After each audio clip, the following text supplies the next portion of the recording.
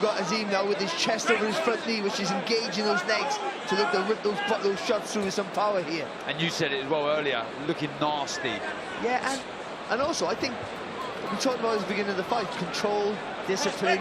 I think he's shown that. Just the concentration, and it's been really good so far tonight. Good shot. Uppercuts coming in. There's that left hook. Scooby trying to get brave and needs to. This is where he's got to work. He's got to let his hands go here, Scooby. He's trying to get inside, and he's trying to open up inside there, but like you said, Dan, just let the punches flow. It's really gutsy, this from Scooby. After that tight peekaboo defence early. But in terms of class, it's all Azim. Can Scooby make some sort of dent in the Brit? Like that with the right hand. I was going to say he's going to have to try and catch Azim coming forward when he's throwing, I think. Try and throw his own uppercut as well. He's really leaning over that front foot, Azim. I think in the pocket is where Scooby wants Azim. They like that in the corner. Still coming second best though, I think. He's throwing single shots all the time, and even though they might be weighting those punches, there's not enough snap really to worry Azim as yet.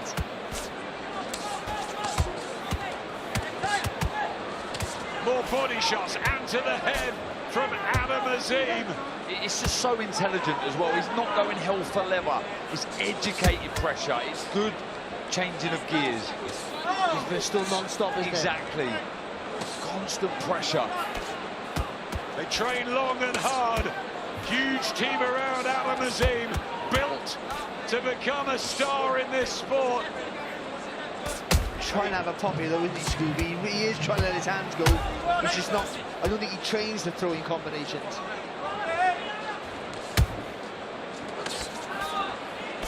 Slightly borderline, but tough times for Kurt Scooby. Let's get back. Tony Sims with Jamie. Backstage with head trainer of Conor Benn, Mr. Tony Sims. Tony, mentally, physically, what condition is Conor Benn in here tonight? Yeah, he's in a good place, and we've had a good camp, and you know, he just wants to fight now. He's been calm all day, and he's been calm all through camp, and you know, he's made a lot of adjustments in the gym for this fight tonight, and I believe that he will win convincingly tonight. Coming up against Bomac, what version of Chris Eubank Jr. do you expect tonight? Well, I don't know. He's been with him a few weeks, so I don't suppose he's going to make a massive change, but we're just expecting the best Chris Eubank Jr. that he can be. I mean, he looks in great shape on the scales. He's a very good fighter, but I just believe that Conor's going to look good tonight in winning. Good luck, Tony. Tony, who's been with Conor from the beginning, and a man you know very well, Darren. Yeah, brilliant coach, he really is. Just an incredible man-manager, if you like. And yeah, you have to agree with this. He's winning every round and some, Azim. 80-71, Carl, on your card. Any more Adam Azim can do? I think he just needs to keep doing what he's doing.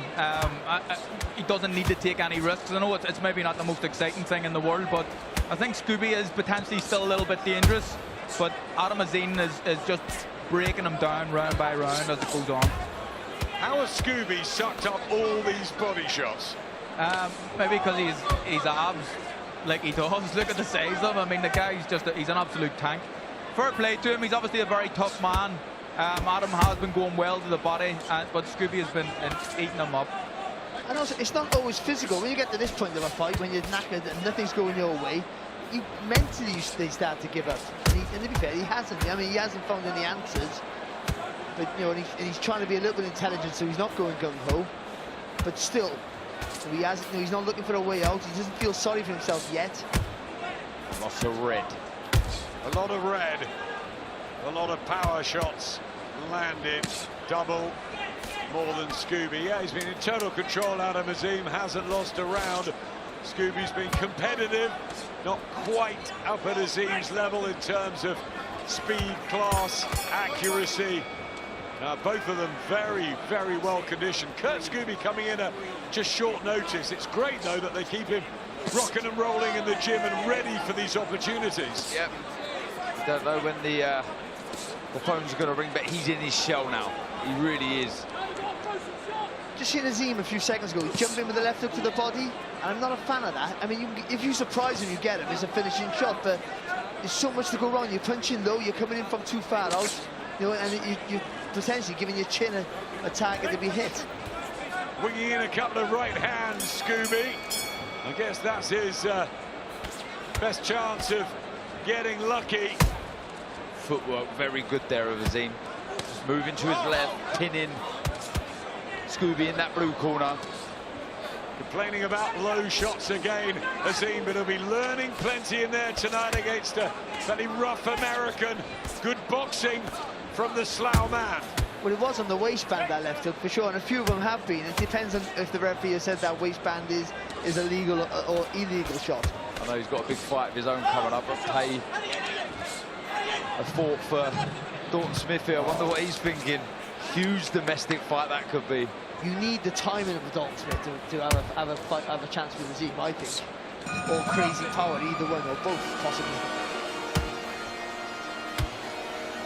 Well, longer than he went against Sergey Lipinets back in February.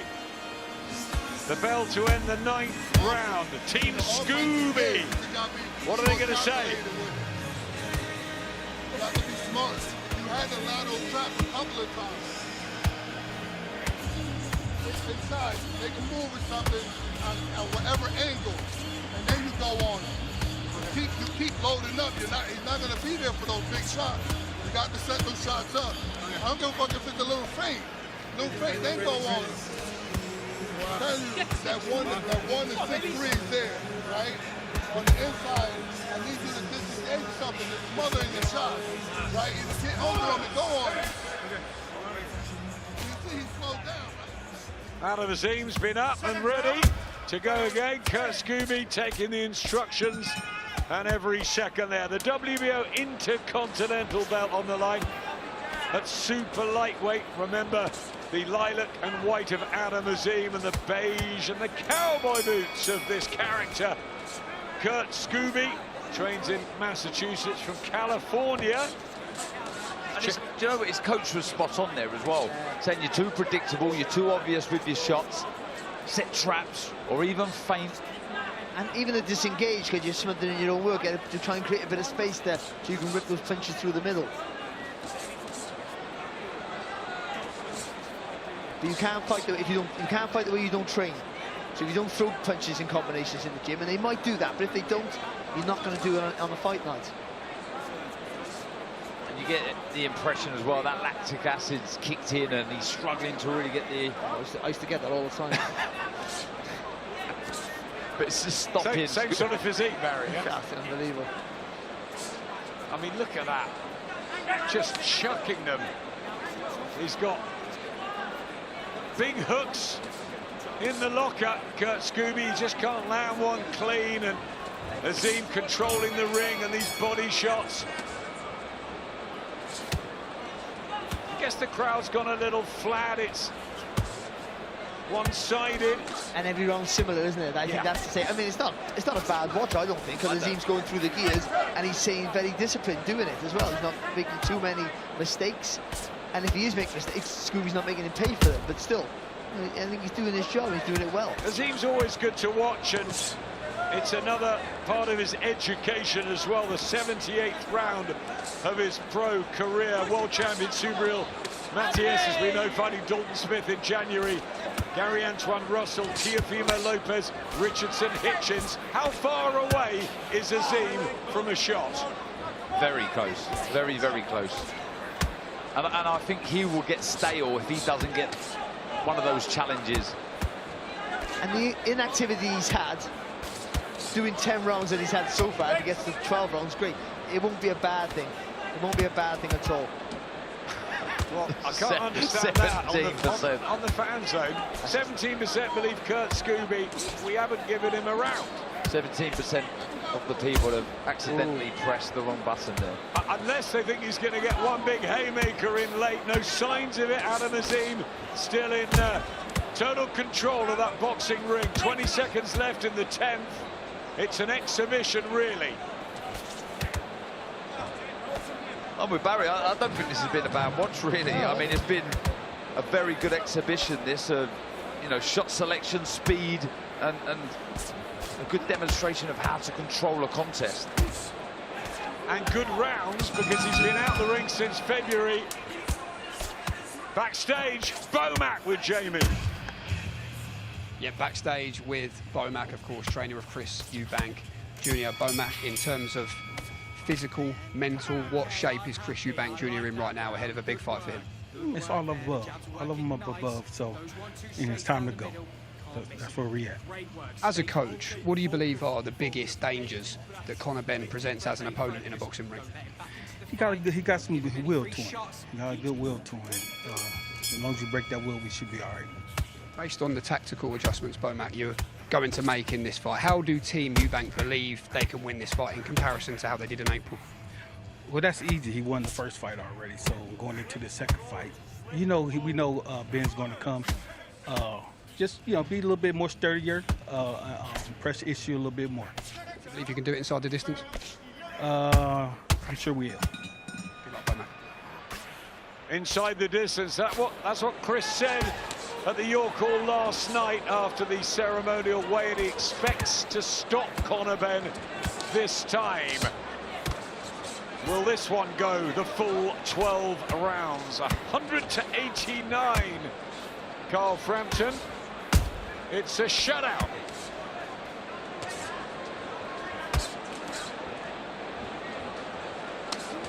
Oh, good left hook there from Azim. Lovely shot.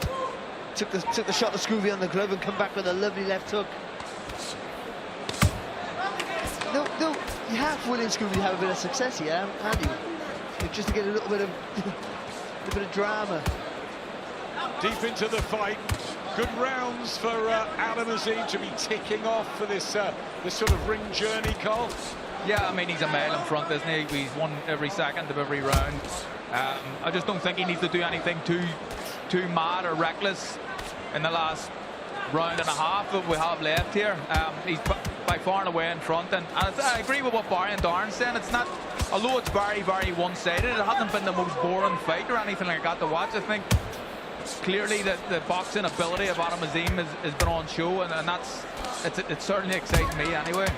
Concentration and discipline key now in these final couple of rounds. Nothing silly required. The job's done. Almost in the bag. And he's shown that control, hasn't he? I think, and I think when you're boxing at world level, I think to be disciplined and concentration is also so important, because things happen all the time. You have to be aware of your surroundings. Whether you're massively dominant in a fight, so you don't take a silly shot, or when you're under pressure, you have to focus. And it's so important to just train your mind to be always steely focused. And I think he's done that tonight, yes, up to this point. Yes. Hugely disciplined Adam Azim, and it's interesting thinking back to about the 5th round when he wanted to change things and Shane said no, keep going, it's all working. So I think the plan was always to try and get some rounds, but what a right hand in the 11th, 50 seconds left. Kurt Scooby takes it, but it was the real clean punch and the reaction from the American, which shows that Adam Azim could still holding on put here the for dear finishing life. touches on. Did well there, Scooby. Holding on for dear life, just trying to get a bit of a respite. And a left hook. Scooby shakes his head, but the legs are betraying him, and it comes out of Azim. Got Scooby in desperate trouble. 15 seconds left in the 11th round, and can Adam Azim get the stoppage after a beautiful display of boxing? He needs the bell, and he needs it urgently. Howard Foster having a close look. Some fighter, he really is. Oh, lovely shot again from Azim. The bell comes. Scooby just about gets back to his corner. There's a round to go. Give me some more water. Is a minute enough? I'm not sure. Costas Yu was pulled out at the end of the 11th against Ricky Hatton. Manuel Medina was against Nassim Hamad. It's not often that happens. Should it be here? It should be, because he hasn't won a round and he's not going to win this next one. But they'll see one round to go. But to what? To tick a box and say, you know, you went the distance? No fighter wants to be stopped, pulled out. But that's not his call. It should be the corner's call, and they should be saying, listen, save you for another day. Look at that shot. That was class. Look at the way he set it up. The long left hook, the right hand through the lazy garden. He done well, didn't he, to see out that round. This is going to be a long, long 3 minutes for Kurt Scooby. Tries to get himself going, bouncing on his feet, Kurt Scooby. Brave, courageous, physically strong, but it's been Adam Azim from start to finish. And he's got to just try and throw anything he can, Scooby. But has he got the legs? Has he recovered from what happened at the end of the 11th? And if he leaves himself open, Azim could get the finish. But Scooby's going to go for it. I tell you what, when they touched Club's head, the steam in the eyes of Azim, he's like, no, I'm not letting you off the hook here, mate. Look at round 11, 16 power punches landed from Adam Azim. He goes for another right hand. He thinks Scooby is open to that. Scooby landed with a good left hook as well, to his credit. He's a crazily tough man, he really is. See, when he punches long though, Azim, how good is he though? He doesn't close that distance with that right hand. He really turns his body right across the target. Some of these shots low from Scooby. It's too late to really worry. Adam Azim just wants to get the job finished. He's been excellent tonight. Boxing ability, showing us uppercuts and body shots, and there's the right hand again. And Scooby's let's go. A minute 50. Do you know what? He's shown as well that he once again carries this power late. He certainly does. 10 knockouts on the record. O'Hara Davis was found in that on Sergey Lipinets. Can he get Scooby in the 12th? And he's talking to Scooby here as well. The reason he can carry this part, he's dictating the pace from the offset in every round. That's why he's barely breathing here. And it helps when you don't miss. Oh, that shot. Oh, beautiful shot. Cut Scooby about to go. Howard Foster is going to step in very soon, I think. Scooby goes down. There's nothing left for the American.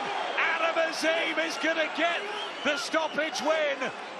Scooby brave to his feet. He's got a minute to survive. Adam Azim wins in the 12th and final round. And it was an exquisite display of his boxing ability. And late on, he shows he carries the power with him that I believe will take him to a world title. That was a fantastic performance, that really was. There was control, concentration.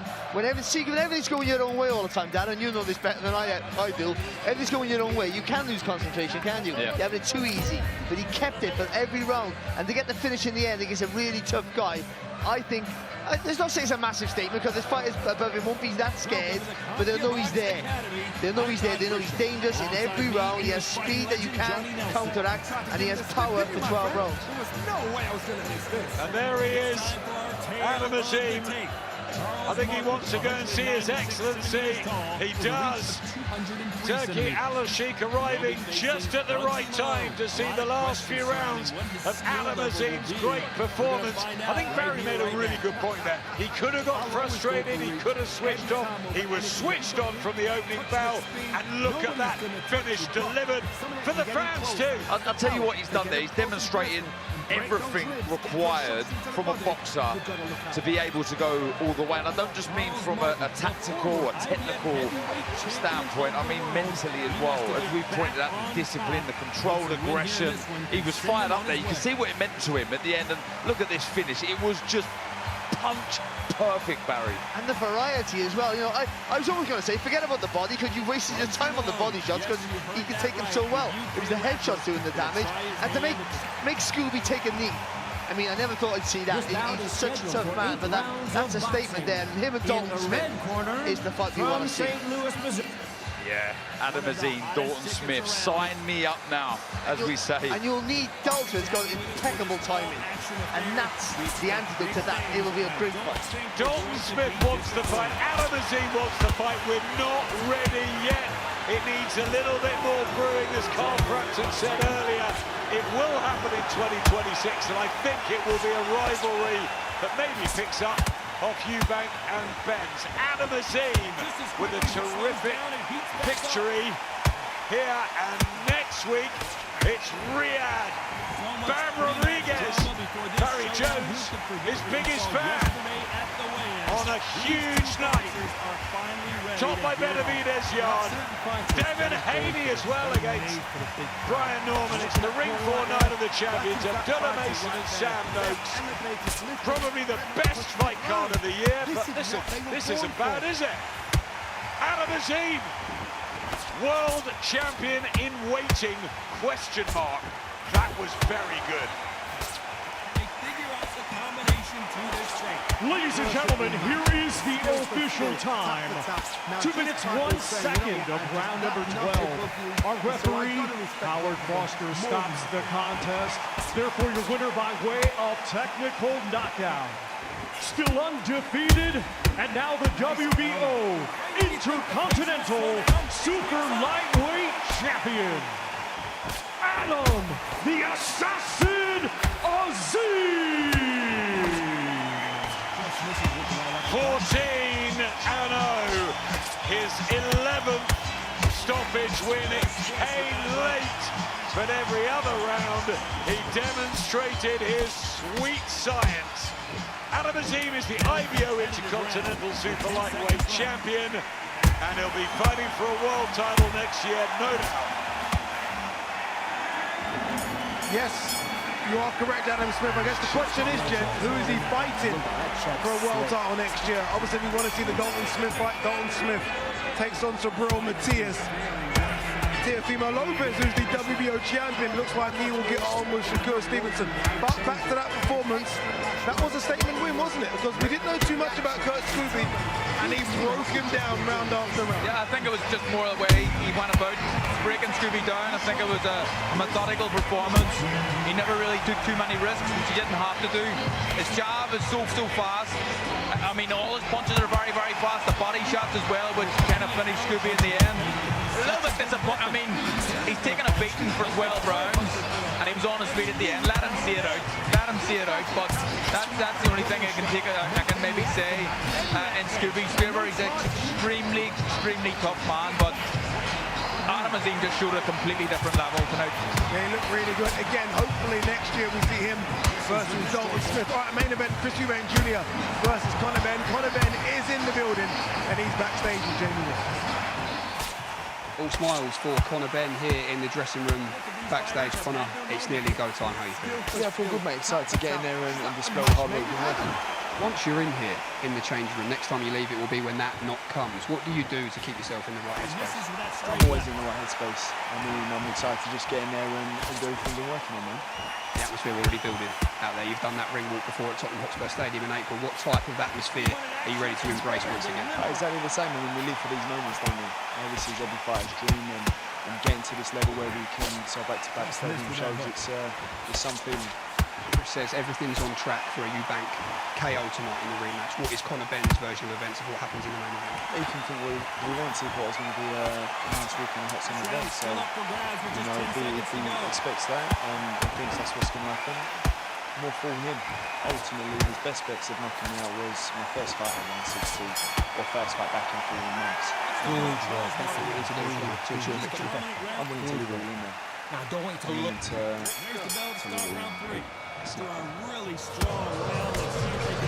Sounds confident, doesn't he? This man confident as well. Jack Catchell, new trainer Bozianis, new weight class, 147 pounds.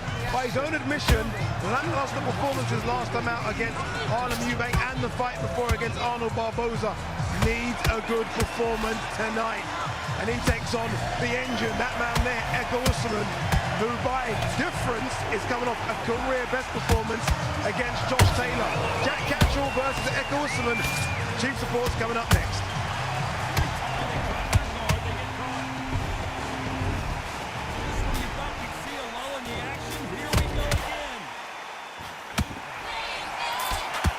This is star power from the jump.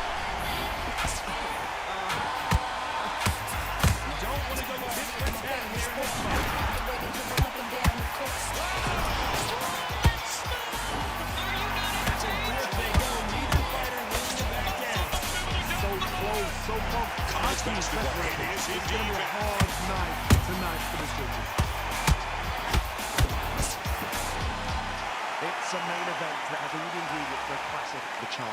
settle the score.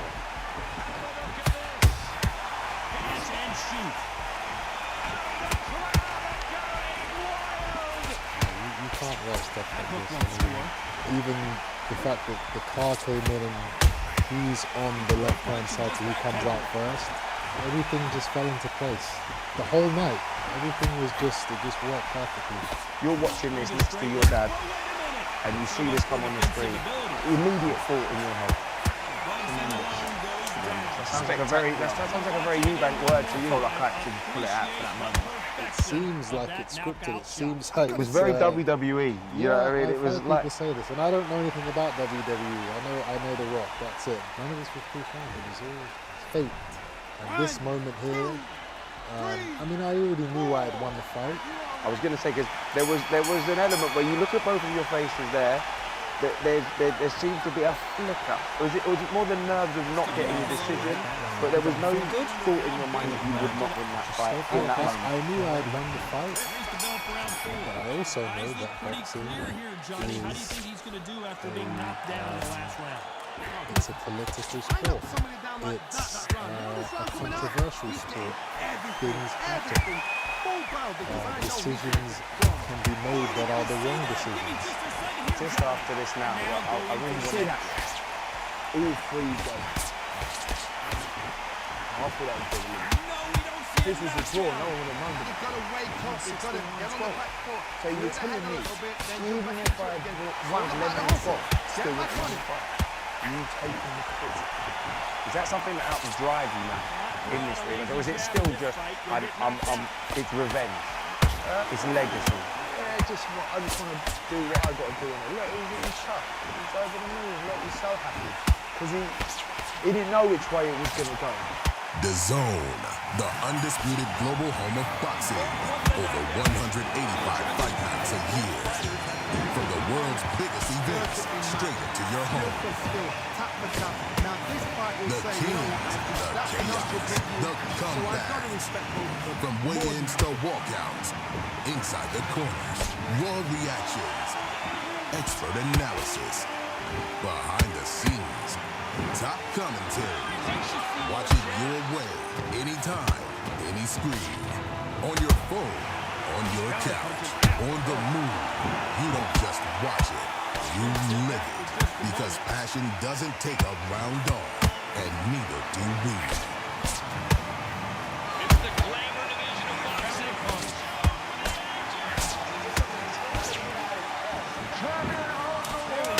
The Zone, the undisputed global home of boxing.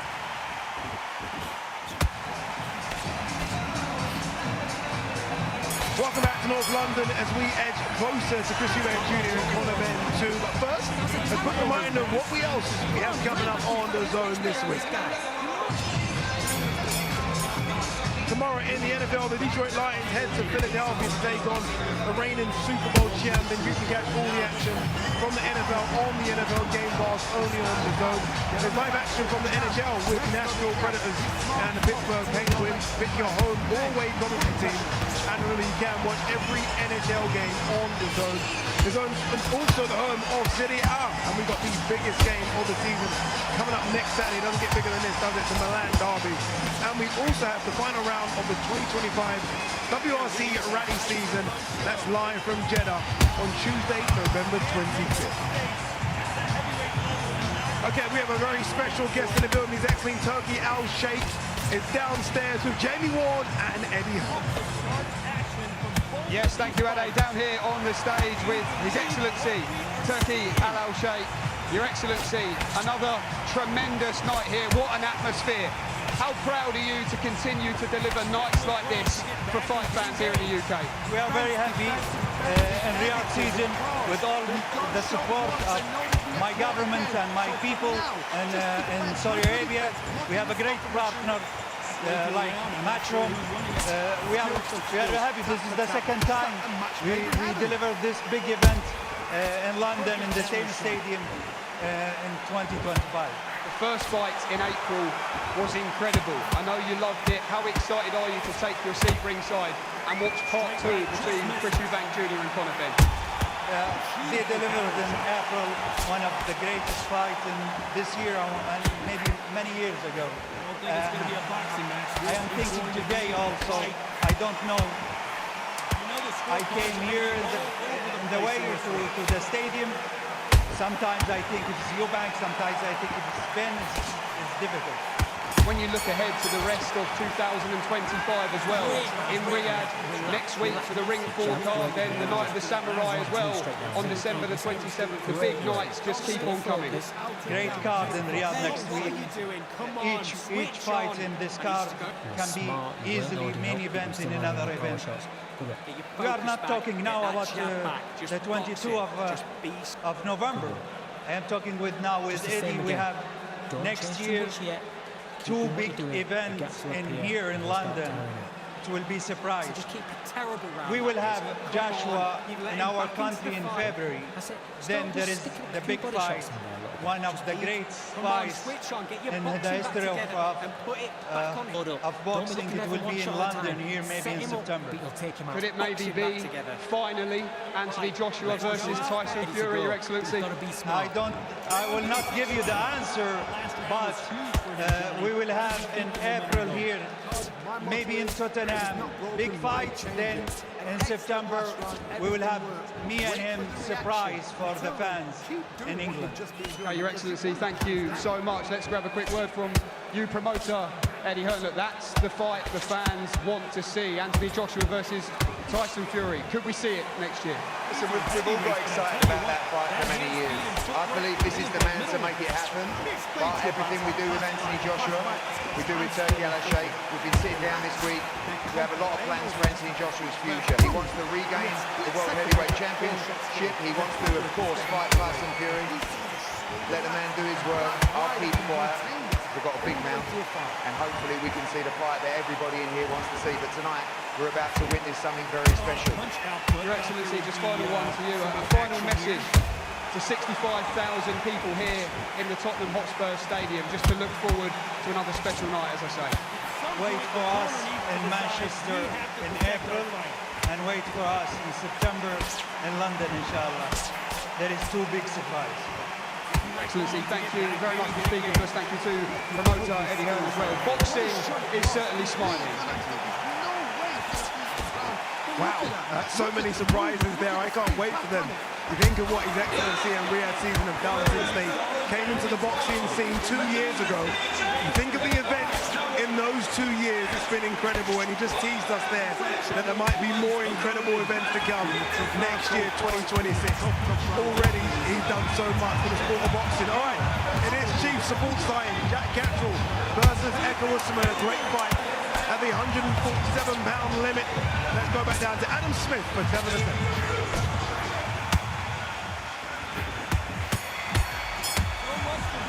Unfinished business, yes, with Eubank and Ben, but first, Jack Catterall and Eko Usman. It's a very, very good chief support. Both of them into their 30s, experienced warriors, the pair. Different styles should blend really well into a welterweight wonder for you. Live on the zone, Thomas Treiber. Live worldwide on DAZN.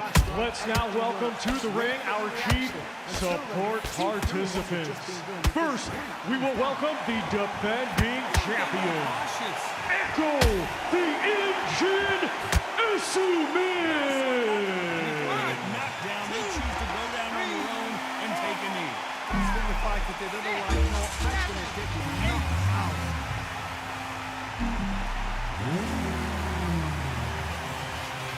Decked in his usual mask, this man deserves this night. The Engine revving into Tottenham from his beloved Nottingham Forest, and he's in the form of his life.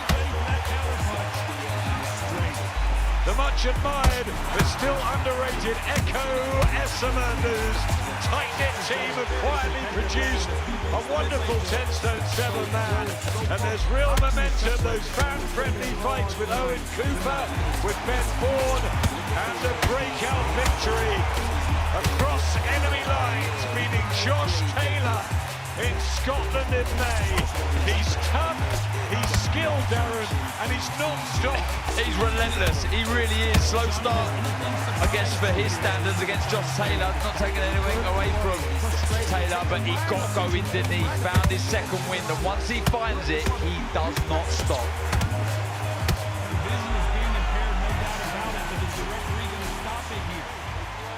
And now let's welcome the challenger, Jack Elgato Keteron.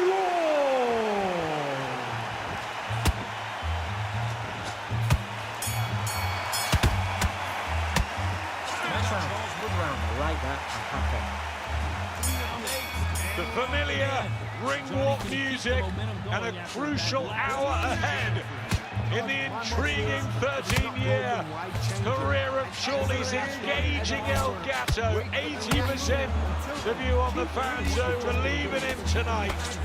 We've seen him shine, we've seen him robbed, we've seen him underwhelm us and surprise us. He's a silky southpaw with a real boxing brain. At 32, he left Jamie Moore for Bosie Ennis, looking for an additional edge. At this stage of his career, he's desperate to become a world champion. He's really popular, but he needs a major statement, Barry. Yeah, he's got just to remind people how good he is, that he still is world class and can still challenge and possibly win a world title.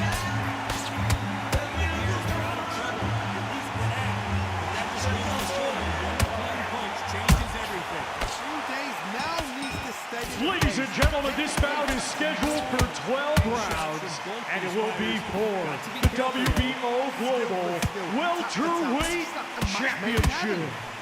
Brought to you by Riyadh Season, Sella, Ring Magazine, Eddie Hearn for Matchroom Boxing, Ben Shalom for Boxer, in association with Frank Warren for Queensberry.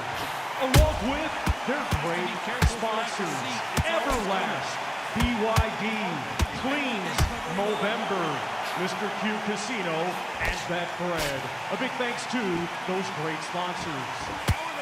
It is sanctioned by the British Boxing Board of Control, Steward in Charge Guy Williamson, along with the World Boxing Organization President Gustavo Olivetti, Supervisor John Handelar. Our 3 judges assigned will be Marcus McDonnell of England, Matteo Mondella of Italy, and Stefan Nicolo of Monaco. Our referee in charge, third man in the ring, will be John Latham of England. Introducing first, the defending champion. Fighting out of the blue corner, he comes to the ring wearing gold with purple and white, and weighed in officially at 146.5 pounds. Coming to us from Nottingham, England, he has a professional record of 22 wins, just 1 defeat, with 8 wins coming by way of knockout. Ranked number 10 by Ring Magazine. Ladies and gentlemen, please welcome the reigning and defending WBO Global Welterweight Champion, Echo the Engine Essuman. We've got high hopes for this cunt. And his opponent across the ring, he is the challenger. Fighting out of the red corner, he comes to the ring wearing Blackwood silver and weighed in officially at 146.7 pounds. Hailing from Chorley, Lancashire, England, he has a professional record of 31 wins, 2 defeats, with 13 wins coming by way of knockouts. Ladies and gentlemen, here is the former world title challenger, Jack Elgato Keteron.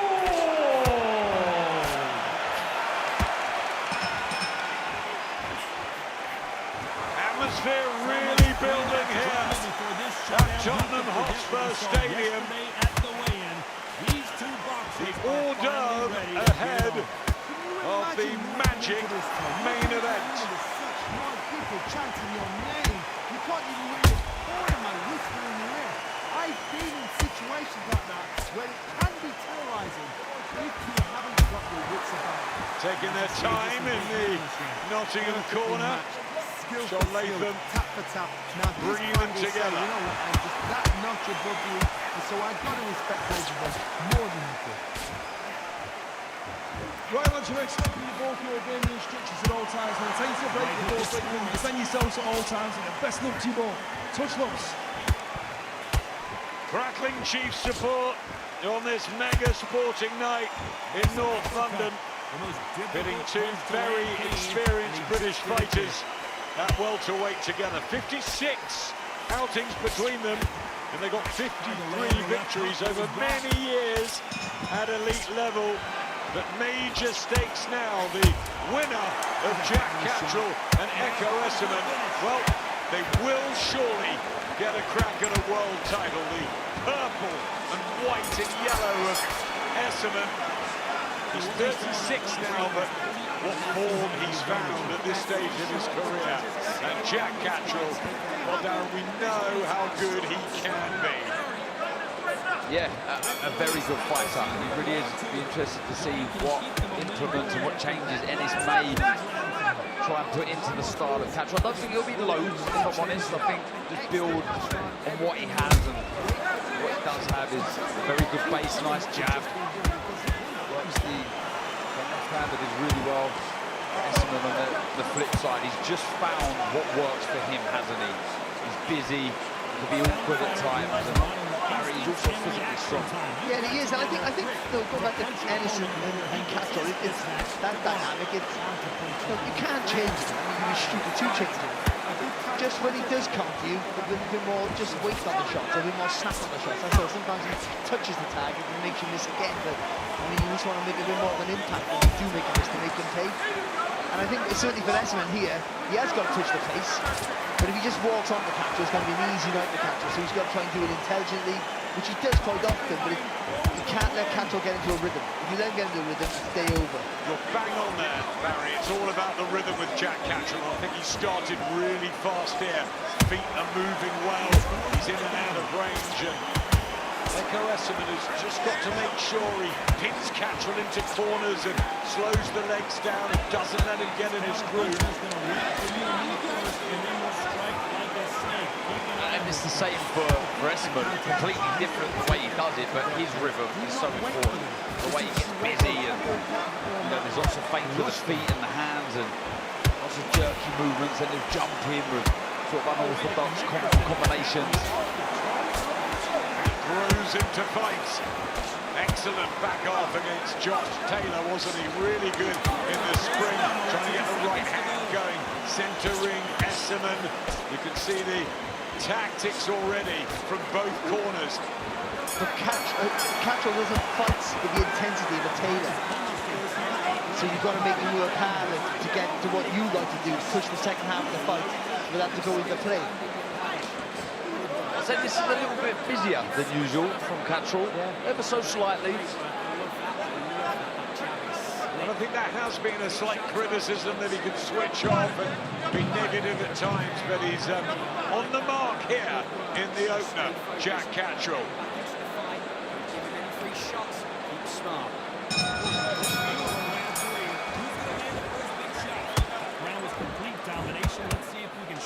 Up here in this round.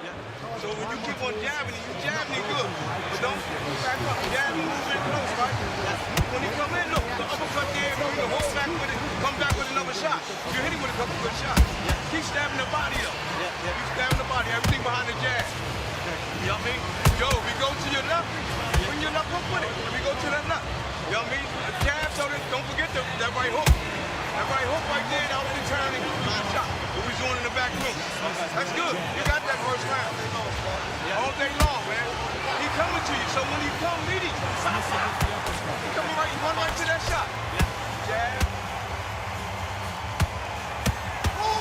Jason Statham, Thierry Henry, big names joining us at ringside. I think Thierry's not the only footballer, but a lot of names sprinkled around the Tottenham Hotspur Stadium are going to be some real stars. They're coming in. They've got Jack Cattrall and Echo Esserman first, and then it is the rematch we've all been waiting for. The black trunks here of El Gato. Fight number 34 for him. It's the 24th for Echo Esserman. Good start from Cattrall. Bozienis in the corner said, yep, he's got that round. Stab the jab, head and body. He's taken himself away, hasn't he, Cattrall, from his beautiful family to get out to America and improve in whatever way he can. Joe, what it shows me, Adam, is there's still lots of ambition left for Cattrall. Really desperate. I spoke to him recently, you know, the goal remains. He wants to be a world champion. You know, many feel he should have been. So that's what he's striving for. You know, in order to do that, you need to make sacrifices. But he was so tight with Jamie Moore over years and years. They're still great mates. It hasn't been a sort of hard divorce, has it? He's just gone out there and learned something in the States. Yeah, but it's hard to make that break, isn't it? You know, because you do take it personal, whoever you are. I'm sure they're fine, but it's hard to make that break, and I think it does. Sometimes it's a different voice telling you the same thing. Sometimes you just need a little new injection, and that's all it is. It's nothing to do with they're not good coaches, just it's a different voice. Yeah, what a great job they've done, Jamie Moore and Michael Travis. But he's with a good guy now, you would think. I mean, judging on how good Boots is, of course. Absolutely. Boots' dad, Bozienis, great trainer in the States. I like this start from Cattrall. He looks loose, he looks relaxed. The shots are flowing nicely. He's a bit more active than we're used to seeing. He's not leaning so far back as he normally does. And again, that all gives him a chance to counter with a bit more authority. Loose and angered as well, and at ease, and feet moving well, judging the distance here. Jack Cattrall and Echo Esserman can't quite get his hooks off. He needs to get his foot on the outside and start sort of turning that lead hand into almost a long hook. Just get around that right hand of Cattrall's. But his hands are nice and high here, Esserman. That's what I like about him. He always keeps his form. Good shot there from Cattrall. Nice little long loop and left hook. It is jab flowing. Echo. This is a sweet start from Jack Cattrall. A lovely exhibition. And the right pace that he likes to fight at. That's the jab to the body that Ennis was talking about in the corner. And again, Esserman out of range. They've got work to do in this blue corner. The tight-knit Nottingham crew.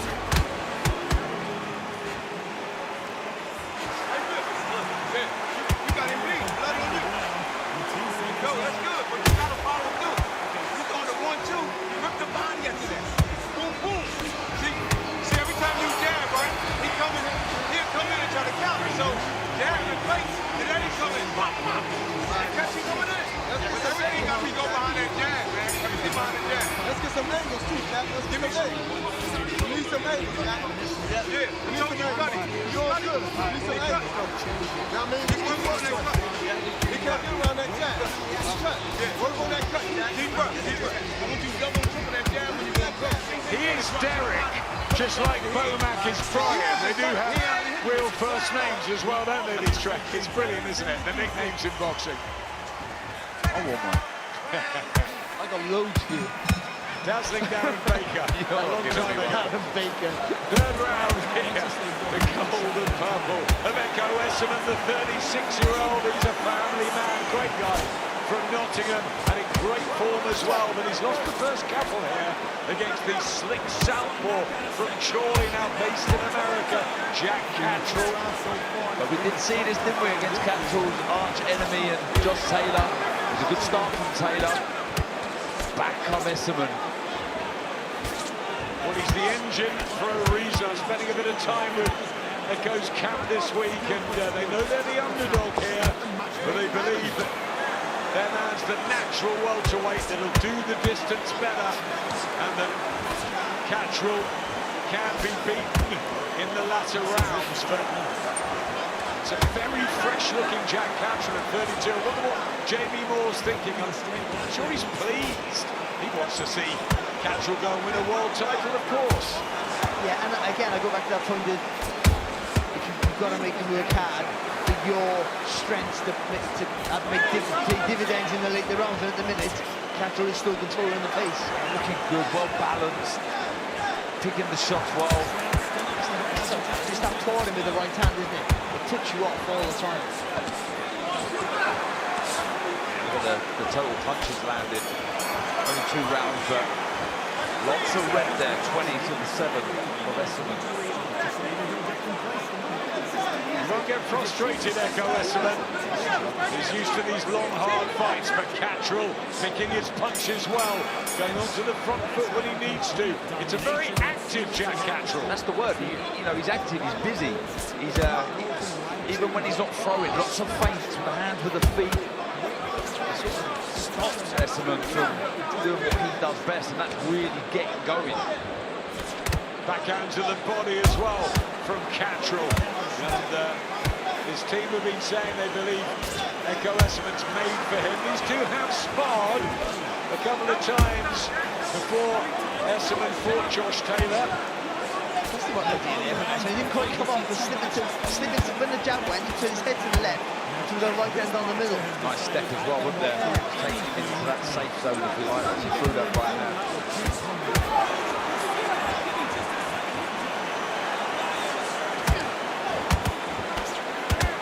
Does so well with that dipping down. He doesn't go below the waist, but he dips down on the distance. Look at that wand of a southpaw jab, 4 or 5 times. Sometimes he flicks it, sometimes he lands it. Bit of blood from the nose of Echo Esserman. 3-0 to Jack Cattrall. He's been a joy to watch so far.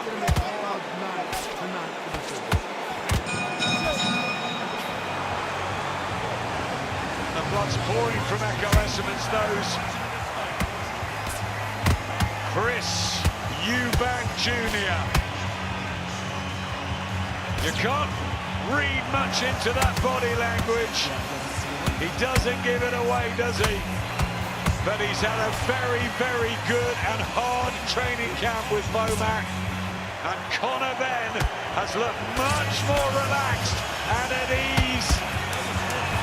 There's a different Conor Benn this time. He's not as riled, he's not as furious, as angry.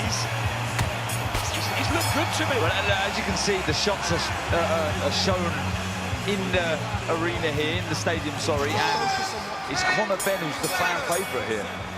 Well, he's the big fan favourite. Nigel, his dad, was as well. I was a Chris Eubank senior fan when I was a teenager. I like the theatrics and the nonsense, and both great fighters, of course. 2 weight world champions, the dads, and their sons do battle again straight after this one. Round 4, Jack Cattrall boxing really well against Echo Esserman, who's got to change something here. He's come out and trying to be a little more forceful here, Esserman, and he needs to do that, but that's just by playing the Cattrall's hands. A nice jab there from Esserman. Just like they always like to double up with the punches. There's a cut. I don't know if it's from the nose or on the bridge of the nose of Esserman. On the bridge. Blood coming down, good body shot from Cattrall. Very, very sharp here. The man from Chorley, just walking into punches. You're right there, Adam. He's using the momentum really well, Cattrall, of Esserman, just to walk him onto the shots. Yeah, the cut from the bridge of the nose. There's blood in the nose as well coming down, and he doesn't want that broken. Echo Esserman, the engine. The Cattrall not sitting too far back on that back foot. There's so much more weight on the shot, isn't it? Yeah. He's more centred, isn't he, with that balance? But still, being able to evade quite comfortable. Again, because he's a little, you see it there, took a little step back with the feet. Rather than, because he's at a wider stance, didn't he, and be more engaged on that back leg. One of those headline fights in Manchester beating Regis Prograis, and then didn't beat Arnold Barboza Jr. It was a flat performance. Jack was really annoyed about that. Then we had the Harlem Eubank one, which was a bit of a no-show because of the clash, and He needed to perform tonight. So far, so good for Cattrall and his fans, but Echo Esserman is one tough warrior. And we said that earlier in the evening with Ishmael Davis, desperate, and he needed to win. And we're seeing it here with Cattrall. He understands he needs to get a win this evening. Good do from Esserman there. That 2 missed, but that one right hand landed clean. Not enough weight on the shot, but that's the only thing that really trouble Cattrall. We've got to try and get him on his rhythm with a bit more power, I think. Closing the distance, Esserman, and if he can use his physical advantage as the natural. He just walks into a beautiful counter, and Jack Cattrall lays out Echo Esserman, who does well to get to his feet. That was a heavy fall. 25 seconds left in the fourth. Jack Cattrall on the verge of a stunning victory here at Tottenham Hotspur. He's been punch perfect through 4 rounds, and Echo Esserman has to survive 10 seconds to the bell. Esserman's been down in his career, and he's in real trouble here. Jack Cattrall, a couple of punches away, but the bell is going to come, and Esserman makes it back to his corner. What drama here in the chief support. Wow, Jack Cattrall is looking very, very good. Menacing, dangerous, spiteful with the work. He's busy. Zoned in, isn't he? There's a lovely right, look at that long right hook and then a left uppercut then just to knock him over. But the first shot when he does the damage, it's a long muscle, beautifully timed over that left hand, hits him on the temple. And as he moves to his right then, hits him with that beautiful uppercut. It's a great shot. Again, using the momentum of Esserman. That was stunning. Really using... But it's all, he would do that so many times in other contests, but like you said, he's more centered. Where his body positioned, I mean, when you turn into the shot, you're not like taking the sting away. Your body's going through the shot. Oh, look at that. It's the head clash that causes damage to the nose. Instant. Yeah, this is very good from Cattrall at the minute, Adam. Echo Esserman didn't need that nose damage. Down heavily at the end of the fourth, and Cattrall's pouncing. Here he comes. El Gato. Can Esserman stay with it? It's funny, you have domestic fighters fight each other, but there's a very good domestic fighter here against a world-class fighter. That's the difference. Well, Jack Cattrall is proving a point tonight, and now he wants the finish. Only 13 knockouts in the 31 victories, but the way he's boxing tonight, and he knows that Esserman is there to be taken. Power punches landed. Look at the total punches thrown. We're not used to seeing that with Cattrall. Very busy. The variety is excellent, the balance is spot on. The attitude tonight from Cattrall as well. Body shot. He's boxing really, really well. Oh, lovely. Yeah, he threw a lazy jab there, Esserman. He cannot afford to do that. These left hands are doing big damage. Esserman bravely swings back, but you feel just one more shot through the middle could have Esserman going again. He's walking on the shots here, Esserman, and he knows he's being timed, but he's still brave enough to come forward. Oh, he's very brave, a really courageous fighter. He's only got 8 knockouts of his own, so he normally has to go long and deep into fights. Esserman, there's nothing wrong with his heart. That was a really heavy knockdown that he got up from. Yeah, it was, yeah. He's come out in this round, trying to push the pace in. Still walking on the shots, and beautifully timed there again. That seemed to stun him for a second, that left hand. Do you know what there's been tonight with Azim and Ishmael Davis as well? Jack Cattrall, some spite too, to make a statement in front of His Excellency on the big stadium show. These guys are taking their chances. Yeah, here's your platform. Go ahead, grab it. Go take the treasure, take the gold. Jack Cattrall's looking like a golden fighter tonight.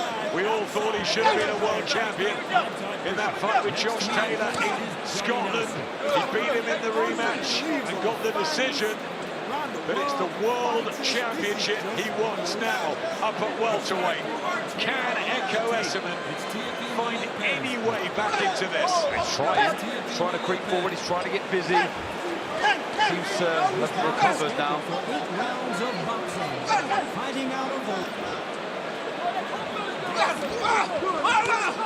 Good work from Esserman when he gets in close. I think Castle's heading back in. He hasn't won the round, Esserman, but Castle's heading back into the fight a little bit here.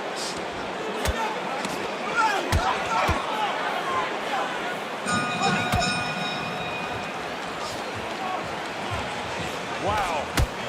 Great action tonight at Tottenham Hotspur Stadium. Saturday, December the 20th. It's Ghana. What an adventure for Matchroom. Spiders back. Craig Richards and Dan Aziz. A great matchup. Can't wait for that. Live on the zone. December absolutely packed. January too. And look who's in the house. Well, along with Alexander Usyk, the standout fighter of this generation, it's Bud Crawford on the back of his stunning win over Canelo. And of course, part of the camp with Bo Mack. Terence Crawford in for Ricky Burns all those years ago in Scotland. Who'd have thought he could become a multi-weight champion and an absolute legend of the sport? He was brilliant, wasn't he, against Canelo? Yeah, he was punch perfect. Exceptional performance, it really was. So far, it's been that for Jack Catterall. As Barry said, though, it's let Esserman back into the second half of that round 5. Well, he's done really well, Echo Esserman. Outboxed for 3-4 rounds, down heavily at the end of the fourth. Still walking into shots, but trying ever so hard to land his own and slow down the rhythm of Catterall. And this is where the corner of Catterall got to keep on at it, keep on his case. There's another left hand there, seemed to stagger Esserman. It's the timing, isn't it, when he walks on. A bit straight on, Darren. You see the elbows and the guard and ties are a little wide. That's why he's managed to find that left hand, Catterall.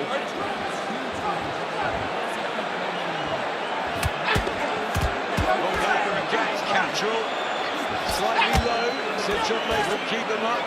Esserman back into the range where he can throw his hooks and use his physicality.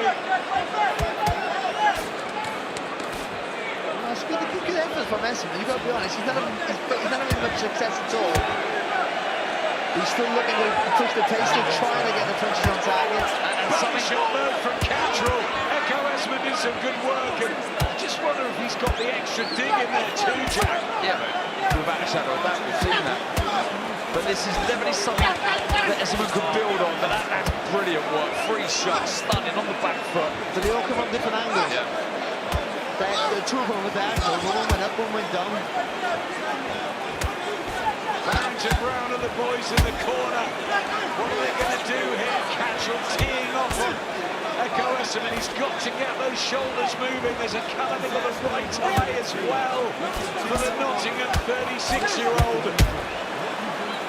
He's had so much good momentum coming into this, but Catterall has stung him, hurt him, outboxed him. He's just up against a guy who his timing's so good, Catterall, that all of Esserman's efforts are just being not wasted, but he's just having no rewards. It's like that right eye, they're starting to close a little as well. So that protects himself almost up by his chest. Esserman trying to get that jab going. Can he drag Catterall late here? Just stick in there. The engine, remember his nickname, Esserman. He doesn't give up easily, and he's holding firm. But this has been an absolutely super first half of the fight for Jack Catterall. Let's get Tony and Carl's thoughts for Jamie. Yeah, first fight for Jack Catterall, Carl, under new trainer Bo Yenis. What do you make of what you've seen here so far? It's a more aggressive Jack. I like what I'm seeing. I think it's a lot more exciting. He's in control of the fight, but that was a good round, I thought, for Echo. And we Echo the engine. He comes on strong towards the end. Jack will just have to be careful, get back to his boxing and not let him win anything. Actually give Echo that last round and the first round of giving to the fight. Tony, if the two styles gel pretty much how you expected them to? Exactly, spot on. I think Esserman's style is a come forward approach. He's not called the engine for nothing. And as for Jack, The knockdown was superb, every big punches. You know, Esserman got up and is able to continue down to his serious levels of fitness. That's what got him off the floor. Great fight, enjoying it. I'm scoring it the same as Carl. 6 rounds down then, 6 to go here at Tottenham Hotspur Stadium. Yeah, boys are enjoying it. Crowd has really filled up. The celebrities in and it's packed. 65,000 expected here. His Excellency in the front row, Barry and Eddie Hearn there. And Barry Jones, of course, as always, alongside us. That damaged eye could be a real problem for Esserman. If he starts finding the home for that left hand a bit more frequently, that's only going to worsen. I think it's not the only problem. Jack Cattrall's sweet fists are there, but Echo Esserman certainly had a better 6th round. It will give the team something to work on, but Cattrall's still looking sharp. I think Cattrall's reverted back to type a little bit in the last couple of rounds. I mean, you know, not negative, I wouldn't say, but not as, I think he could have pushed the pace a bit and could have turned the screw, and he's just waiting a little bit too long. He's still winning the rounds, having success. Or arguably could have lost that last round, as Carl said, but you know, I think it's his doing more than the effort of Esserman, which has been fantastic, but still he's making enough mistakes for Cattrall to push him back a little bit. Always had good skills, Echo Esserman, but really known for his reserves, his fitness, his strength and his tenacity. Going to the body, Cattrall trying the uppercut again. That eye's closed now, isn't it? The right side there of Esserman. It doesn't look good, Barry. There's a cut to the right eye of Cattrall. Yep, there's a lot of blood in there. Bridge of the nose, Esserman's eye, but look at this from the Nottingham fighter. He's seen the cut to the right eye of Jack Cattrall and it spurred him on. Oh, shot. Lovely right hook. Combinations back from Cattrall. This one really warming up in the 7th round. We asked if there was a way back for Esserman. I mean, he's a really brave guy. He's tough and he's relentless if you allow him to, but Cattrall is a bit more stubborn now. He's firing back. That right eye is closing like Chris Eubank Sr.'s went against Carl Thompson. Same sort of thing. He's not going to be able to see out of that in a couple of rounds, Echo Esserman. That's a big problem. Oh, good shot there from Esserman. Lovely right hand. Body shots. Cattrall shakes his head. Esserman coming on strong and might know he needs to now. He's panicking a bit, Cattrall, with that cut. Well, it's all been so good from Cattrall, but it is a 12-round championship fight. WBO global title on the line. Really, it's just a stepping stone to a world title. Good work from Esserman, who's come back in these last couple of rounds and caused problems. Yeah, Kerry Kay's got some work to do in the Cattrall corner. Suddenly he's a bit rugged, Jack Cattrall, and Echo Esserman finding some form at last. You can get him out of here, man. Put that shit together, man. Go to the body, go to the head. That's straight shot. Come over that eye. Just seeing there, looks like that cut for Cattrall is just right around the side of the cut, but there's that lovely right hand from Esserman, who's definitely, Barry, getting into this contest. Yeah, he is. And momentum's a funny thing, because you get with momentum, you get more confidence. More confidence, you get a little bit sharper. And I think that's what's happened here. I think 2 rounds previous, I think Cattrall just reverted back the type of it, was a little bit just happy to sit back on that back foot. And that allowed Esserman to get a little more positive, a little more forceful. And these guys have interest in eye here, of course, Eddie Hearn and Thierry Henry looking for the fight. Curtis Jones was that. And there I am, on the side of Jason Statham. Hamza Shiraz. Daniel Dubois. So, cuts are a problem. The right eye of Echo Esserman is an issue. First half of this fight, all Jack Cattrall. Knocked down, remember, in the 4th. He's a mile ahead on points, but Esserman's not finished. He's come back really well in the last 5-6 minutes, and he's narrowed the gap on Carl's card. He's had a couple of good rounds, hasn't he, Esserman? He has. Carl tightening things up. Esserman, I mean, unbelievable if he can come back and win this. Absolutely. I mean, he was getting comprehensively beaten up really at the start, and he was hurt a number of times. And look at the state of his face, but he's pushing forward, as we know Echo can do. Such a fit, brave man. I give him the last 2 rounds. Jack's going to have to dig in deep here to try and just stop the momentum of Echo. It feels, Carl, as though Jack Cantrell's going for the stoppage tonight. Still. Yeah, I think so. I think we heard that kind of instruction from Bozy in the corner that he wants him to kind of, he can go out and stop him if he puts things together a little bit more. But this is the most exciting version of Jack we've seen in quite a while. But with that, he's getting hit in a fair bit. Yep, thanks, Carl. Just walks onto one there, Cantrell, and Echo Esserman will not go away. Good shot there from Esserman, half blocked there by Cantrell, but a weighty left hook. He's maintaining that pressure here, Esserman. He's done so well, hasn't he, Esserman? The way he's come back, the way he was down, it looked as if he was going to struggle to get up, but the way he rallied back here, very impressive. I'm telling you, he's a real gladiator, a warrior, Echo Esserman. He's known for it in Nottingham, his dedication, his will to win at the age of 36. He's been around a long time. He was on Team GB years ago, but he's found form at this stage, and he doesn't want it to go. He looks troubled here, Cantrell. I don't mean like hurt, just as like whether the cut's bothering it, affecting him in any way, I'm not quite sure, but just looks like he's lacking a bit of confidence here. Again, I really feel he needs to go long with that left. Really get round that right hand of Esserman and just target the eye. Better. And when he puts his combinations together, Jack Cantrell, he can look fabulous, but certainly more rickety than he was in the first 4 or 5 round stabs at the cut. And you can admire your work either with Esserman, but if you hold your feet for longer than a second, it jumps on you with punches like this.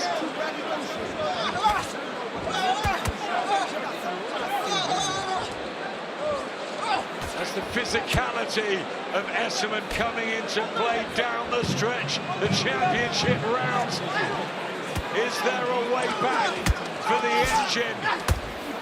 He's still revving. He's still going strong, but Cantrell there. Again, let's get backstage. Nigel Benn. Backstage with Mr. Nigel Benn. Nigel, in the build-up to this rematch, and particularly today, what's been your main message to your son, Ben? Actually, nothing. This camp has been the best camp ever. You know, he's just so relaxed, so confident, and just like the training, man, is his mindset that you're going to see tonight. Win, lose or draw, how proud are you of your son? When he wins, I don't see him losing this fight. I think between 1 in 3 and 3 in 6. I believe that watching how he's been training, his mindset. I'm very proud of him because he's a dedicated trainer. And a dedicated fighter, mate. He's unbelievable. Finally, what will it mean to get that win for the Benns over the Eubanks? Yeah, because the dad's a pain in the rear. I mean, you know, I think sometimes it's all about his show, not his son's show. It's all about him. But, you know, and I know Connor's going to get the win. Good luck, Nigel. Enjoy tonight. Will do, mate. Says it as it is. Nigel Benn, always why we love him. Yeah, Connor's the same there. Heart on the sleeve type guys. Of course, he has a lot of faith in his son. They're very, very close. Wonderful to see Nigel. I just had a message from Stephen Bunting, the top darts player, who says, wow, Thierry Henry and Jason Statham, 2 legends at ringside. This is really attracting, isn't it? This matchup. And Guy Ritchie. Guy Ritchie's turned up. Barry Jones is here. I mean, it's crazy. It's a who's who. I like to skip back. I like to see Curtis Jones there. Great Liverpool player. James Bond as well. And Rick Reno in his gold. Everybody's here at ringside. Jack Cantrell, well, he looked brilliant, didn't he? First 5, 6 rounds, but Echo Esserman's back in this big time. He's closed the gap, and he's got 4 rounds. 5 2 halves? It has been so far, hasn't it? Yeah. It's good to hear from Esserman. Again, the rhythm. Yeah, he doesn't load up with the shots, does he? And he wasn't fast, but it just boom, boom, boom. And he's taking a step every time he lets his hands go. He sort of throw a jab, half a step, then he'll throw the right hand. Nice work from Cantrell there, just off balance. Echo Esserman. Good jab again there from Esserman.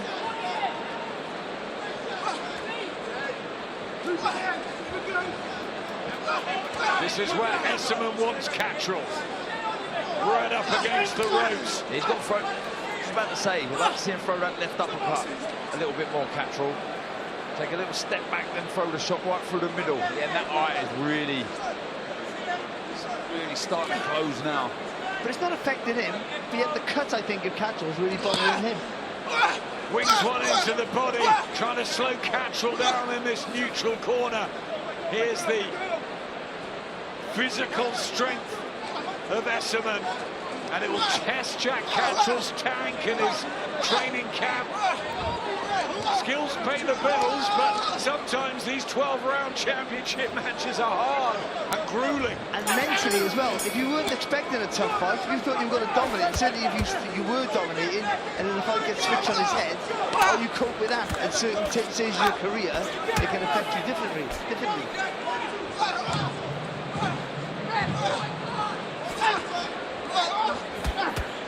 Stop pressure.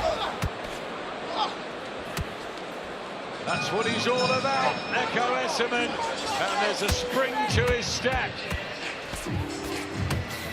Don't forget, it's not just live boxing here on DAZN. We've got a host of great shows focused on the fight game, including Inside the Ring. Join Max Kellerman, Mike Coppinger, and a host of special guests every Monday only on DAZN.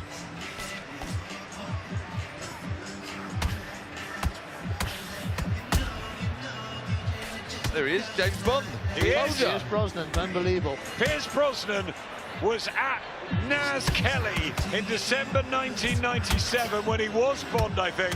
I remember he was there, Donald Trump was there.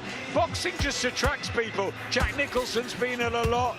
Meg Ryan, Angelina Jolie and Brad Pitt, the big stars. Leonardo DiCaprio watched Floyd Mayweather all the time, but they're really attracted to this wonderful sport, and I think boxing and cinema just blends, doesn't it? Not just Rocky, Raging Bull, and all the great films. And the narrative, obviously, surrounding this fight, and we're going to miss it. And Baby Spice just had on. Your favourite spot? Baby Spice. Emma Bunton. Emma Bunton at ringside as well. The music world, the sporting world, the movie world, and the hardcore people like you and Barry. And I'm enjoying this fight, I'm telling you, this is really good. The way Esserman's rallied back, and I wonder if Jack Cantrell's feeling the pace, you know, really letting shots go, which is, you'd have to say, a little alien to him in his contests of the past. Do you know what, Darren? I've enjoyed the whole night so far. Really, really good. But really we good knew action. that, Adam, didn't we? When we looked at this card, as soon as it was announced, we knew it was going to be good. It's delivered. Mikey Talon looked excellent, got the stoppage late, didn't he? It was a big win for Ishmael Davis after the close calls and his dedication to the sport. Richard Riakporhe, big stoppage win at heavyweight. And Adam Azim with a super performance in front of His Excellency. And the icing on the cake in the 12th round. And this one, well, Cantrell looked like he was cruising to victory. But I'll tell you what, never underestimate this man. He's catching up, isn't he, Esserman? Look at the shots All now. blue now. Yeah. Wonder how the judges are seeing things. Remember, there's that 10-8 round in the 4th in Cantrell's favour, as well as the ones that he picked off with his boxing skills. And this is good again from Cantrell. Yeah, good solid left hand on pipe there from Cantrell, but look at this from Esserman again. Again, you just bundles him out of the ring, and that can't be pleasant at all. We saw it with Ben Whittaker and Liam Cameron, and I mean, you don't need that, do you? I think Cantrell's knackered. And that's a problem against Echo Esserman in the 10th round. It's a big problem. Do you think it was the start, Barry? I don't know, because I don't think he was being pushed too fast. I know he was doing more than we used to, but I think he was boxing within himself in many ways. I think those 2 rounds he took his foot off the gas when he had a chance to maybe close the show, and you let a fight that in coasting. You know, it wasn't quite coasting, but that sort of scenario, that whole mindset of someone else changed, the momentum changes, and it's hard to get it back. He had a nice white hook there, Cattrall. I think he's still finding quality punches, but he is digging deep here because of the work rate and the pressure of Echo Esserman, and also the sort of will to win. Yeah, the hustle. That's what it is. And he's not felt sorry for himself, has he? At all. No.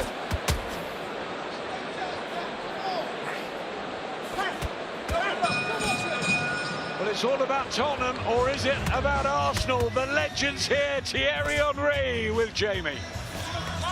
Okay, absolutely. The legends are ringside. Thierry Henry. Thierry, yes. Behind enemy lines here tonight at Tottenham Hotspur, but more importantly, here as a fan, a fight fan, what do you love about the sport of boxing? Well, everything about it, the commitment, the discipline, you know, and if we talk about the fight that we're going to see soon, you know, that the first one brought me back into watching boxing, the story, the dads, the hate, the love after. We saw the exact same thing again, so hopefully it's going to be a great fight. Who were some of your boxers that you looked up to? You said you used to watch it with your dad. Who were some you looked up to? I'm going to stay in my lane. I mean, my dad's favorite was Mike Tyson, so I grew up loving Mike Tyson, if I can say, the way, you know, it was almost unreal the way he used to, with his eye, get into the body of the opponent, and those shots, you know, body shot that he used to have and jump to punch someone was just crazy. So I never saw him, obviously, only on TV, but what a fighter he was. Scary man indeed. Thierry Henry, thank you so much and enjoy tonight. What a fighter Mike Tyson was, what a footballer Thierry Henry was. Absolutely incredible. Arguably, well, top 1, 2, 3 in the Premier League. Just walks into a shot though, and after he was told to break, he goes down. He was hurt before. There was a break, and then he was hit. What's going to happen here, John Latham?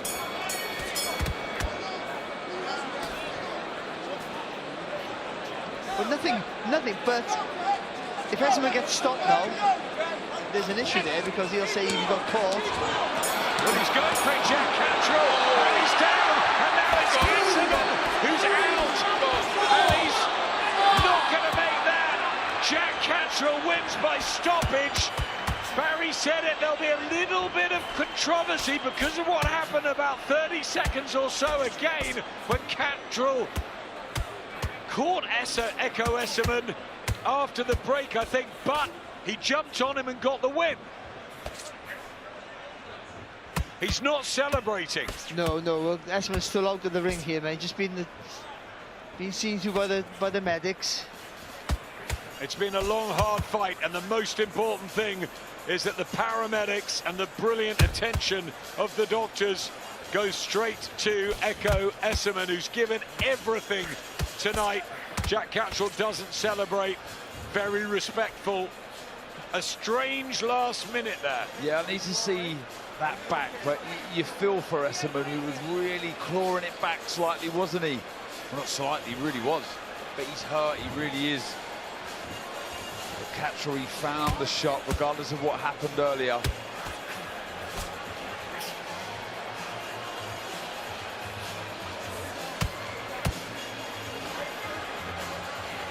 Getting the best possible treatment, Echo Esserman. Some concerns on the face of Sam Jones and Jack Cattrall. One of the great guys in British boxing, Echo Esserman, and what a last 3 or 4 rounds he was having. And then he went down, and he shouldn't have gone down. No, he took a shot. I think he took a shot when he first went down. Just before that? I think so. We have to see it again, but I think so. And then when he sort of gets up, the referee sort of goes to intervene, like he either he was going to start the count or said it was a slip. But then as he does that, Cattrall throws another couple of punches, and Esserman's hands were down. And then I said there could be a problem here if he gets hurt and He's up on his feet here, Esserman. That's a really good sign. Yeah, he's up on his feet. He was tumbled out of the ring. Catchell was out the ring the other side. We've had everything in this fight. He's on the stool, and that's good to see. Precautionary stuff, making sure that Echo is okay. That's what matters. The gladiators that have given everything, and it was quite a fight, boys. Yeah, and it looks harrowing because they give him oxygen when on the floor, but it's compulsory and they have to do that, so it always looks sometimes worse than what it could be, but it's just in case. Give them oxygen, get them all, make sure they're all okay before you get them sat up and see how they are then. Well, look, we'll see the replay shortly, but he needed to find a change of pace, didn't he, Cattrall, and he did at the end there. Yeah, he's on his feet, Esserman, and that is good to see. You feel for him, you really do. What an effort. What a way to rally back. That's right. And it's again, with Cattrall, it's always hard to gauge him. He can be brilliant, frustrating, and sometimes average all at the same time. I mean, he's quite an enigma in himself. He's a world-class fighter when he's on song. But that was a fight. That was a fight of two halves there, where he was brilliant and then not so good. Absolutely. First 4 or 5 rounds looked like he was going to become a world champion anytime soon. Echo Esserman, how brave was he to get up off the canvas in the 4th round after that heavy fall, came back at him. This is what happened towards the end. Oh no, he slipped there. He slipped, and then, as the referee was trying to break them, he catches him. That's unlucky for Esserman. And it's hard to see who's the fault. Oh, I don't know. That first right hook's a good shot on the temple. See, is the ref getting quick enough? And also, see there, the referee's too far out. If the referee said break, then Esserman's in with his right to complain now. But if he didn't, and then he just goes through the gears, doesn't he? Doesn't stop and finds that lovely right hook, doesn't he? Yeah, it's that right hook over the top there. That started the damage. Oh, and then again, yeah. Oh, look, 2 shots. I mean, the last few are unanswered.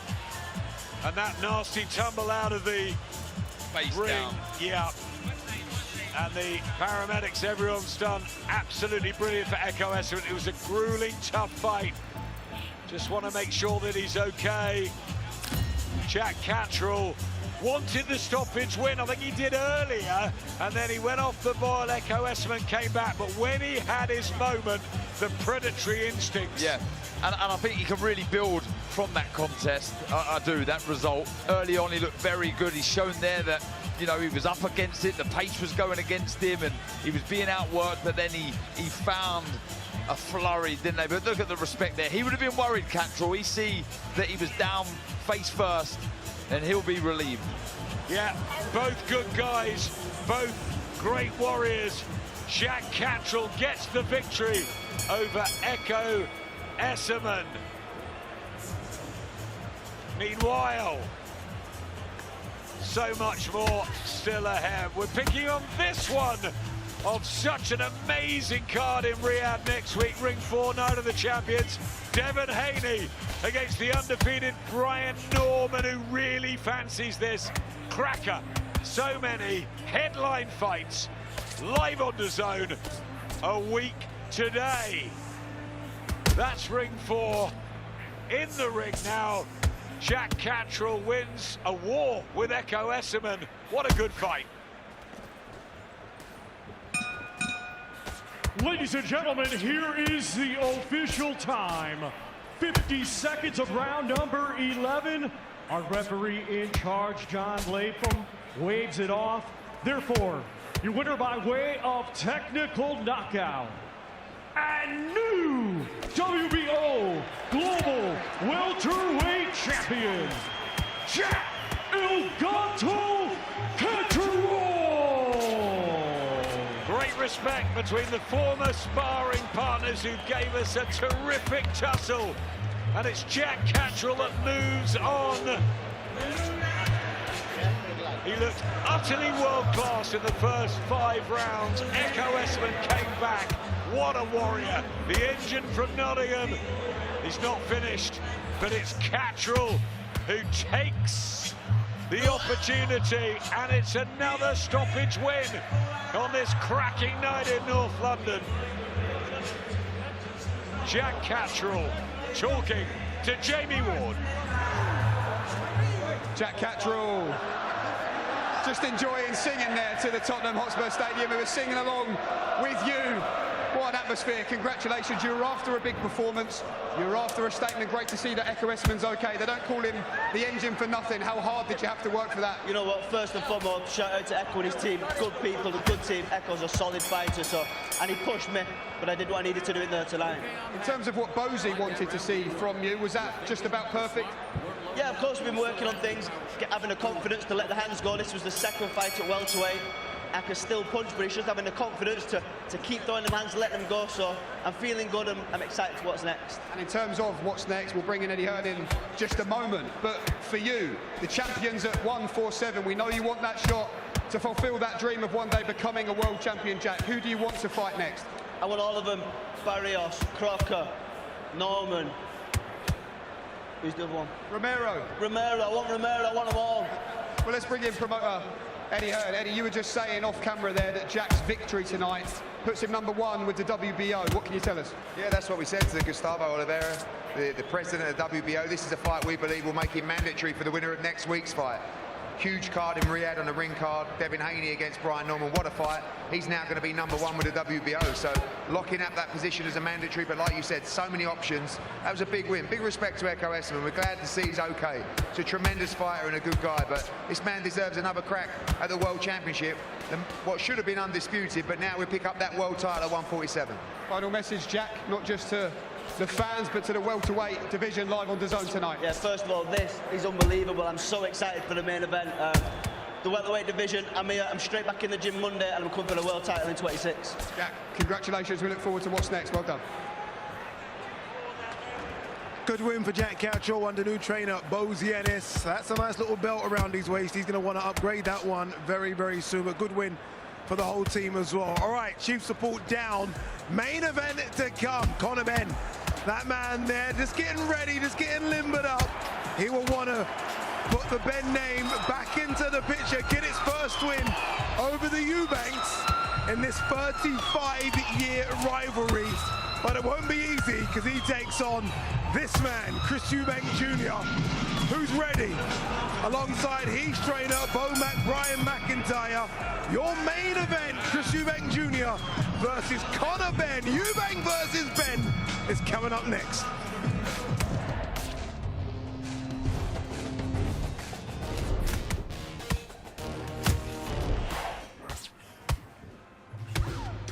In the NFL, it's 100% or nothing. This is the great American game. We know global fans give 100% to follow from afar, so we give it back with NFL Game Pass on DAZN. Just enjoy the show. Every game from every team, live.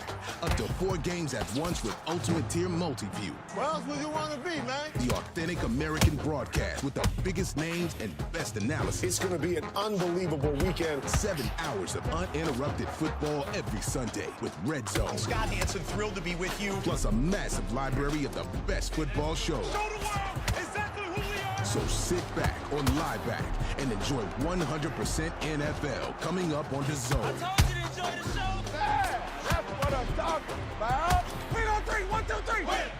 That's what America wants. He's got it for the touchdown. Add NFL Game Pass to your DAZN subscription today. I'm uncensored, I'm unfiltered. If I see something and I don't like it or I don't agree with it, I point it out. I personally think you're a bit of a you know, like, I don't really like you. This guy's a drug cheat, so... I know you want to come for all them smart, fancy ways. You know me, every time I jump in there, yeah, and I smell pain. I don't have to march to the beat with these people. I'm not going to shout and scream and throw my toys out of the pram like you and Eddie do. My hurting is punching you in the face. That's my hurting, putting you in hospital. I'm not fighting you for no belts. But I'm not fighting you for no belts. I'm fighting you to punch you head. I thought I was going to have you face down on the canvas. I'm going to systematically beat you. I am not going to stop until I am pulled off of this guy. Well, after a handshake. can't wait to share the room with you again, mate. Punch the living life out of you. Wants to say again, don't change too much, just keep doing what you're doing. The gaps will appear. Good man. You say focus? Okay. Live, only on DAZN, November 22nd. The Ring 4. In boxing, gold is everything. And on this night, every fight feels like a main event. David Benavidez, the undefeated Mexican monster, defends against Anthony Yard, London's heavy hitter. A warrior who's gone toe-to-toe with the best and has the power to end anyone's night early. But the action doesn't stop there. Devin Haney, a two-weight undisputed king, chases history in yet another division versus Brian Norman Jr., the undefeated champ.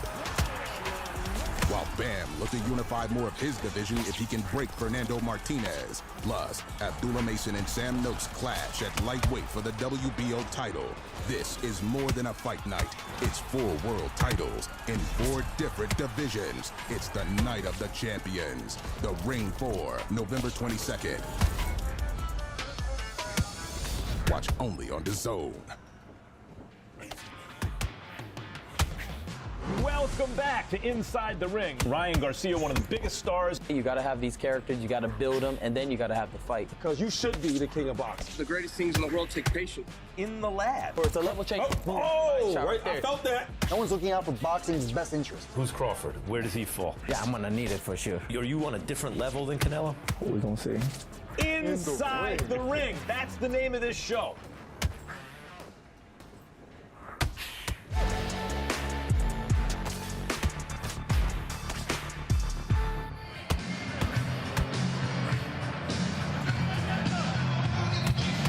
Welcome back to the Tottenham Hotspur Stadium. We are moments away from the rematch that we've been waiting for since April. Chris Eubank Jr. versus Conor Benn. What a night of boxing it's been here in London. And there's so many more big fights coming your way. Look at that.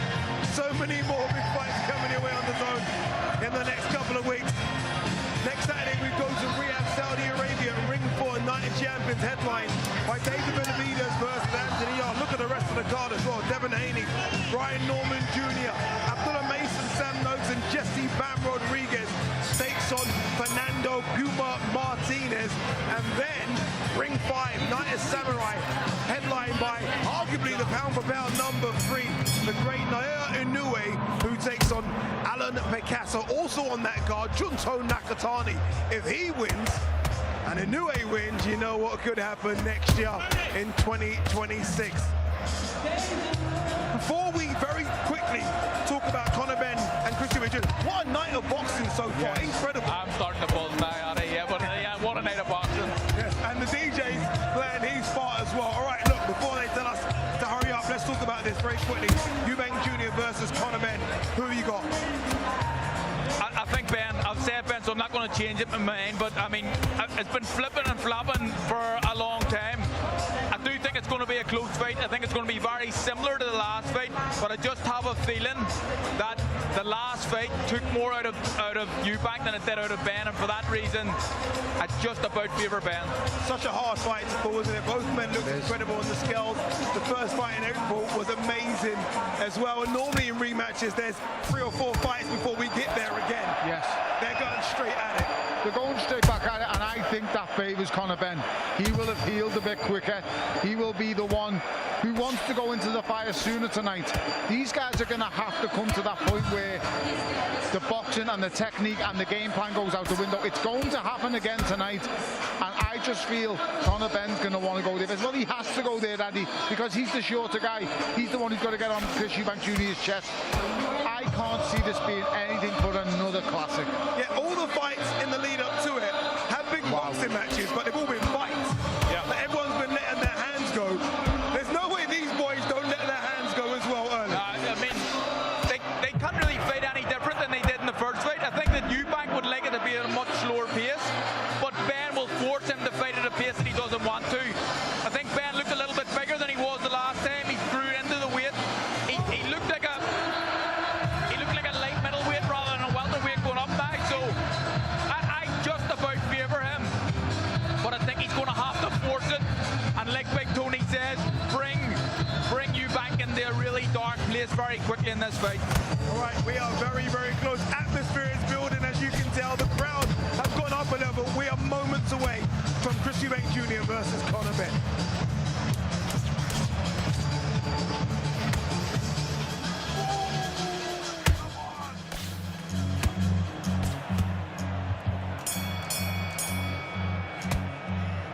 Yes, I like that round. Good round. You feel good? Good man. Good man. Just keep him on the end of that jab and you'll get your time in already. Right hand's beat. That's it. Now just stick a few body shots. Next time you switched up what you're doing. I need you to focus. Just keep him on the other end of that jab. So you get your time in. Come on. Back in there. And punch back. As is tradition now, the countdown is on. Sweet Caroline is playing. That means we are moments away. Pierce Brosnan. James Bond's in there. 007. I mean, look, the stars are out. They're all out, aren't they? Everyone's loving this. Hopefully we see the star. David Adelaide here as well. Come on, give me Thierry Henry. I'm waiting for Thierry Henry. A Dizzy Rascal, Michael Venom Page. You see, atmospheres in stadiums like this only happens in Britain. We are the only ones. Nowhere else in the world. Great Britain does this. They said no one's going to come out. It's cold, it's wet, it's windy, it's November. Someone lied to me, because everyone is out. This is Atmospheres like this are just not seen anywhere else. Listen to the noise in here. I don't know what any of us are saying anymore. I literally can't hear a thing. Who's going to have the crowd here?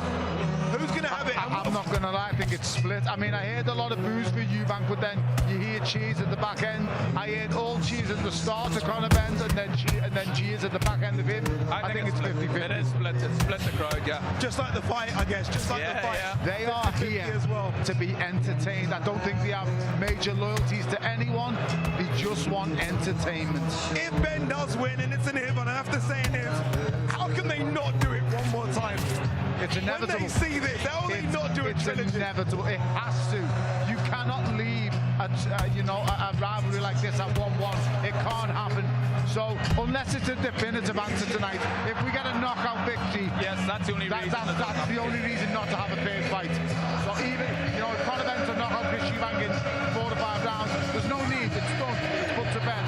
But if this goes close again and Conor's on the other side of the decision this side, it's inevitable. It has to happen. Who has to start the fastest car? If you can hear me, Ben I mean, his style tells you that he has to fight on the front foot. He has to be aggressive. He has to be tenacious, and he is all these things. Just needs to maybe manage his tenaciousness a little bit more than he did in the first fight, and pick and choose when he fights.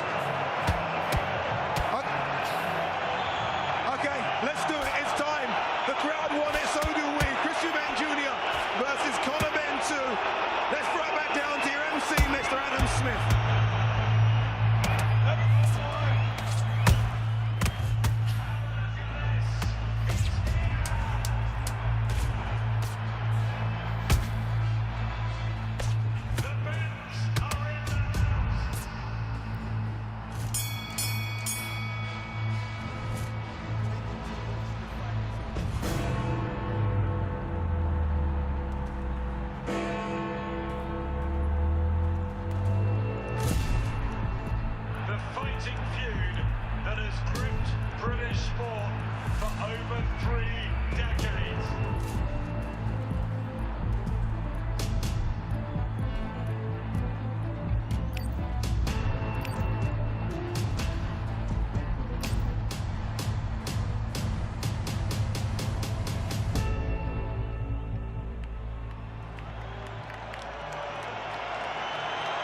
Ladies and gentlemen, 7 months ago.